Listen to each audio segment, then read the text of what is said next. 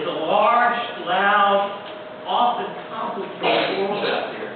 Sometimes, just every once in a while, feels to be overwhelming. And in day-to-day life, it's not overwhelming. We occasionally have our annoyances. Here are some of the things that we love to hate. Traffic. Well, at least I hate traffic, I'll admit it. When I moved to Mississippi's largest city, Jackson, from small town Mississippi, I thought Jackson's traffic was terrible. Well, I came here. Here is just a constant brain-sucking ordeal. At least that's my experience. Here's some other things that we hate. Low batteries on our phones or our laptops just when we need it. It's not there. Oh. The business world hates brainstorming sessions. In those sessions, nothing gets accomplished. That's what meetings are for, right? We hate forgetting to lock the door at night. Unless, of course, we did and don't remember. Then we worry about who might wander in. Among other things that people hate to do, getting up early, doing the laundry, cleaning house. And yes, it's very true that some people do hate Christians. Well, that's easy to understand if Westboro Baptist Church is the only face of Christianity that you know. Those are the ones who protest military funerals because they think the United States is soft on gay people or sexual identity. Other things that people hate, touching the rail of the metro. Here are some personalities that we love to hate. Gastronomic people. Everything is a drama, all the time. Seriously. Humorless people. It just can't be that serious all the time, can it? In an egalitarian nation, we oftentimes hate celebrities. Why do they get all the attention? Here are some other people that Jesus tells us to hate. Father, mother, wife, children, brothers and sisters. Jesus says to hate even life itself.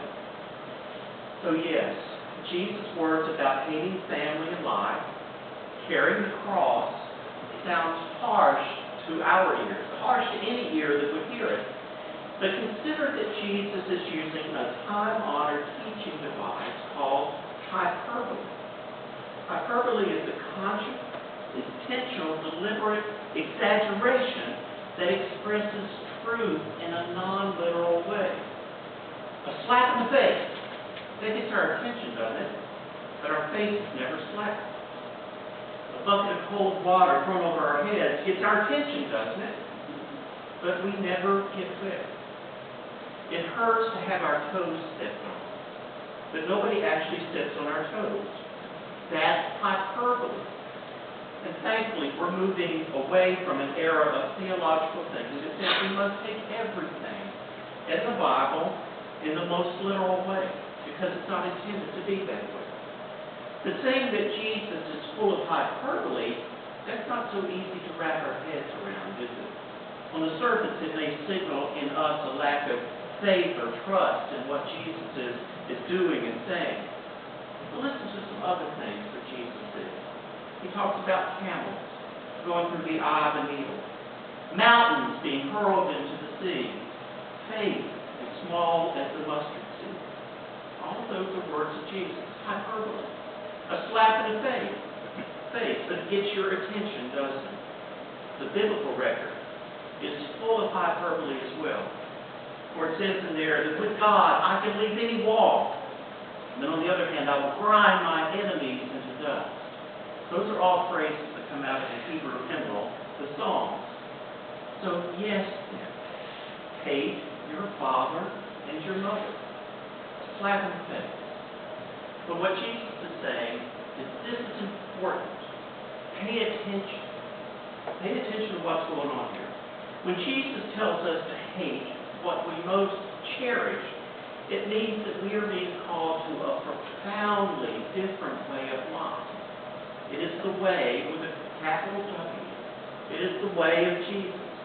By that I mean that every choice, every decision that we make is to be made in the light of this new way of following Jesus. So that is, consider your relationship with God first, foremost, and always. And then go about making every choice and every action in light of that relationship. Every one. Some of you may have read this. Scott Peck, in his now classic work, The Road Less Traveled, he says that life is difficult. This is a great truth, he says. But once we accept it, and once we understand and accept it, life is no longer difficult. And what Jesus is saying when he says, carry your cross and follow me, count the cost and experience the enduring value of this way of life. Jesus is saying that a life of faith and action with depth of relationship, yes, it can be difficult. But once we choose to follow in this way, it no longer is. Being a disciple, or rather a follower of Jesus, is not to be something that we enter into or fall into lightly.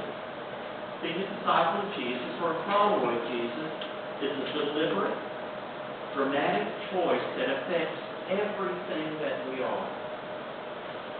Being a disciple of Jesus means that we take up a lifelong journey of discernment.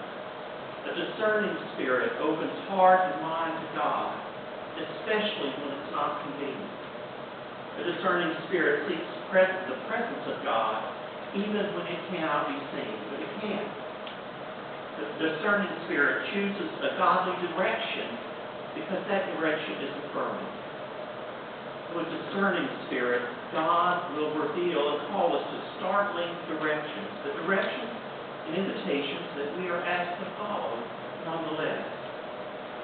A disciple or a follower of Jesus also takes on a life of mission. Mission is the life and work that we live in the name of the Lord. Mission, where we engage the world beyond this community in an intentional way.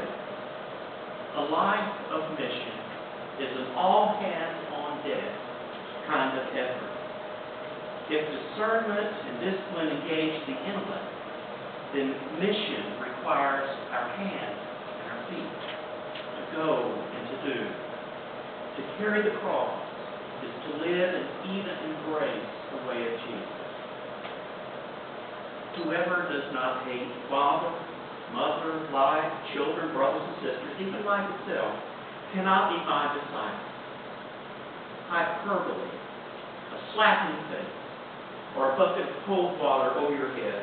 In other words, Jesus says, now that I have your attention, if we want to be disciples of Jesus, we have to be willing to be like Jesus and take on everything that radical, inclusive love asks of us. And yes, it may cost us our life in many different ways, but it will be a costly, effective way of life. Being a disciple and a follower of Jesus, I think, is an all-or-nothing proposal. The good news, though, the good news of choosing the way of Jesus is not that it is a one-time event. Rather, it's a lifelong process. Gathered here, we are a community of faith and people who intentionally live together in God. And we need to remind each other, time and time again, that God has laid claim to our life. God has laid claim to our being. Hate those we love. In other words, now that I have your attention, go and do it. In God's name. Amen.